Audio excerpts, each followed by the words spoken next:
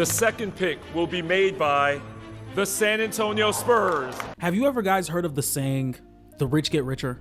And we all know the news around the draft lottery is the Dallas Mavericks having a generational incompetent decision in trading Luka Doncic at 25 years old and then being rewarded with the #1 pick in the draft. I know that deserves to be the hype around the draft lottery. But I truly feel as though nobody is talking about the San Antonio Spurs and how they landed the #2 pick.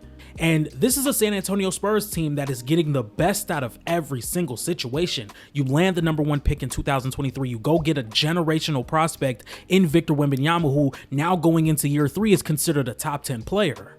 You land yourself in the top 5 of this year's draft and draft the rookie of the year in Stephon Castle, to where he's a good defensive piece at the 2 guard position with Victor Wembanyama behind him. And I think that could be a really good defensive pairing. You make a trade for a championship-ready guard in De'Aaron Fox, who looks like he's going to be the counterpart to Victor Wembanyama for the next 5 to 6 seasons. And the best part about it is you don't have to give up too much. You let the Chicago Bulls give up their assets to the Sacramento Kings, and you got De'Aaron Fox and giving the Chicago Bulls their unprotected pick back, which is crazy now because they wouldn't have got that pick if they would have never made that trade. And now look at where we are. We are in 2025. It is May 12th, and the San Antonio Spurs are in the top 3 of another draft. And having a team that's ready to go to the playoffs now, and your best player is 21 years old, your best player is also a top 10 player in the league, your best player is still very far away from where his peak is, and you're about to get Dylan Harper, who's the second best prospect in this draft, and possibly the best offensive prospect in this draft. And it's like, either way, and we're going to talk about this later in the video, the Western Conference is going to have either one of the best guard center duos in theory for the next 10 years, or probably one of the league's greatest front court pairings for the next 5 years with Giannis and Wemby. There's just so many avenues with this second pick. Like, are you going to send that pick and the 14th pick over to the Milwaukee Bucks to go get Giannis Antetokounmpo? Are you going to draft the 19-year-old Dylan Harper, who fits perfectly with your timeline, with Victor Wembanyama, with Stephon Castle, with Dylan Harper, all of those guys being 20, 21, 19, 22 years old? And even then, if Dylan Harper looks as good as he's being mocked to be in his second season, you now have an all-star in De'Aaron Fox that you can trade for even more assets. So after Victor Wembanyama's rookie season, there was just so much expectation to where he could be towards the end of the season. And to start off, it didn't look too good. When he was having the ball with his back to the basket, he would be guarded by a lot of wings so they can be able to strip the ball from him and send help, especially because he wasn't able to punish wings coming into the season. And then he eventually really just transitioned his game into taking the ball in the post, one dribble, go up. If you're going to have the height advantage over these wings that are being guarded, guys like Dylan Brooks did a really good job. In the first game of the season, I saw guys like Klay Thompson guarding him in the post just so the Mavericks could send multiple bodies to try and poke the ball, because he is very tall and that dribble is going to be very high up. But over the course of the season, he's become a much better three-point shooter. Over the course of the season, he's taken advantage of mismatches so much better, and he was always leading in Defensive Player of the Year conversations. Through Victor Wembanyama's first 10 games, he was averaging 18 points per game, 10 rebounds, about 4 blocks, shooting 42% from the field and 28% from 3. And from that moment to the end of his season, he averaged 26 points per game, 11 rebounds, 4 assists, 4 blocks, shooting 37% from 3 on 9 attempts and 49% from the field. So you can just tell that the shot making took another leap, and the way he was able to get really good shots off the dribble, make these really tough shots, be a really good spot up shooter, be a lob threat, run the floor, things of that nature.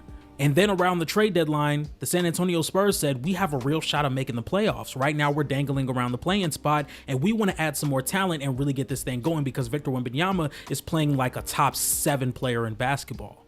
So with that happening, the San Antonio Spurs went and traded for De'Aaron Fox. Now, I was a little skeptical about the De'Aaron Fox trade just because I didn't necessarily love how De'Aaron Fox was letting defenses off the hook by settling for mid-range shots more and more as his career went along versus when he first started playing. And I also think that you would want a A+ level playmaker around Victor Wembanyama for the future. That's why I like the idea of having Trae Young more than De'Aaron Fox. But nonetheless, De'Aaron Fox is still an all-star caliber point guard, and he was able to put up numbers, and I think in theory, he'd be able to play very well with Victor Wembanyama. So now that takes us to 2025, May 12th, where we can see the San Antonio Spurs do anything with this second pick. And let's not forget that they also have the 14th pick. So if they're going to stick and pick, they can also get Dylan Harper and maybe a versatile wing at the 14th pick. So let's say in a perfect world, they draft Dylan Harper at number 2, and they also draft a guy like Rasheer Fleming with the 14th pick, to where they can have a young core of Stephon Castle, Dylan Harper, Devin Vassell, Jeremy Sohan, Rasheer Fleming, Victor Wembanyama, and others. I think this is setting up a young core of having Dylan Harper and Stephon Castle be your backcourt, with your front court being guys like Rasheer Fleming and Victor Wembanyama, and having someone at the 3 spot that can knock down threes and play versatile defense. And this just leads up to having a team that can have multiple guys make decisions with the ball on their floor, including their 5-man, having guys that can make outside shots, can make shots off the dribble, and have a lot of guys be able to switch and play elite level drop coverage with Victor Wembanyama. And not to mention that they're all going to be on the same timeline because all these guys are 23 years old or younger. But then that also leads into the other possibility of them trading for Giannis Antetokounmpo. And you could send them Devin Vassell, Harrison Barnes, the 2nd and the 14th pick, and maybe a couple of more picks. Maybe Atlanta's pick is getting thrown in there. And you have Giannis Antetokounmpo. You are now throwing yourself into championship aspirations and championship contention the second you trade for Giannis Antetokounmpo. So this is a problem, but this is probably the best problem to have in the NBA. Outside of the Oklahoma City Thunder, who have too many draft picks to know what to do with, the San Antonio Spurs are right up there with having just probably the greatest problem in the NBA.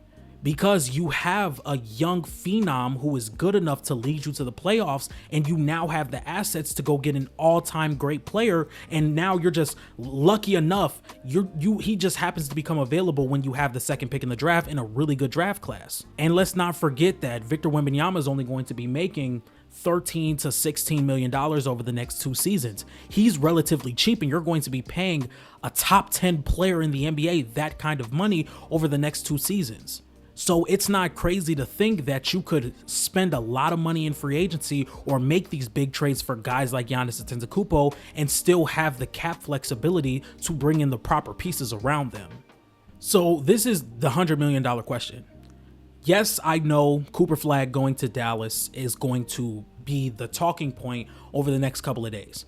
But the San Antonio Spurs have put themselves in such a perfect position to where I think the only thing that's better would be them getting the number 1 pick, but this is still fantastic. And to be completely honest, I would draft Dylan Harper. And I know that's crazy because Giannis Antetokounmpo is a top 2 player in the NBA, and he's coming off of probably his greatest offensive season of his career.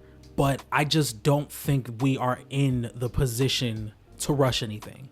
And maybe I'm overthinking this, but Giannis's postseason health is still a concern to me. Let's say you trade for Giannis at 31 years old by the time he'll be next year going into the playoffs, and he's not available.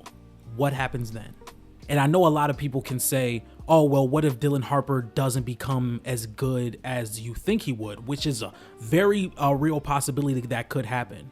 I still would bet on the young prospect, the young offensive phenom that can come in and build and grow and learn off of guys like CP3 and De'Aaron Fox to be the lead guard, because I just really love the position that they would put themselves in if you have a backcourt of the future of Stephon Castle and Dylan Harper.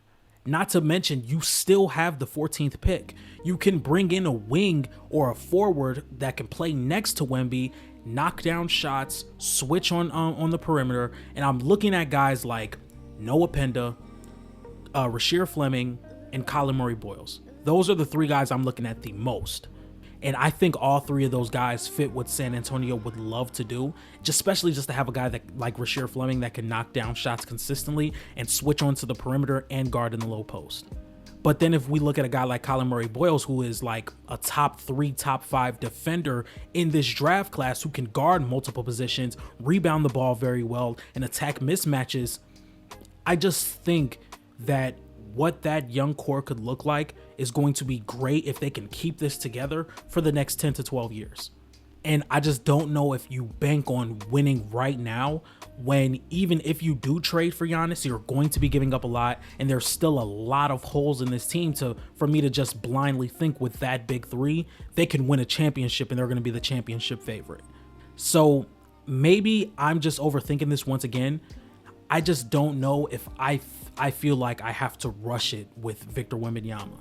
Victor Wembanyama is 21 years old. He's 21. Like, let's build the best possible team around them so we can have a chance to win 4, maybe 5, instead of let's try our hardest to win the finals now, when there's so much good teams and there's so much really elite basketball being played that we may win one, maybe we may go to a couple of conference finals. I'm just more sold on building up this young core. So ladies and gentlemen, let me know in the comment section what you guys would do if you guys were in the San Antonio Spurs shoes. Do you think they should draft Dylan Harper? Do you think they should trade for Giannis? Or is there something on the horizon that I didn't bring up in this video and that you would do? Let me know in the comment section. And if you guys like this type of content, please be sure to like, comment, and subscribe, and turn on your post notification bell. Make sure you guys follow me on Twitter at ATBSports1. Make sure you follow me on TikTok at TheBuzzerSports. Follow me on Instagram at TheBuzzerSports. And join my playback, where this offseason we're going to be talking about a lot of historic basketball and watching a lot of historic basketball. Some of the rumors and some of the myths that we heard about in the 60s are going to be broken down. Some of the things we heard about 2000s and 90s basketball are going to be breaking down. Make sure you guys join my playback room. That's where I will be this offseason. And with all that being said, I'll see you guys tomorrow. Peace.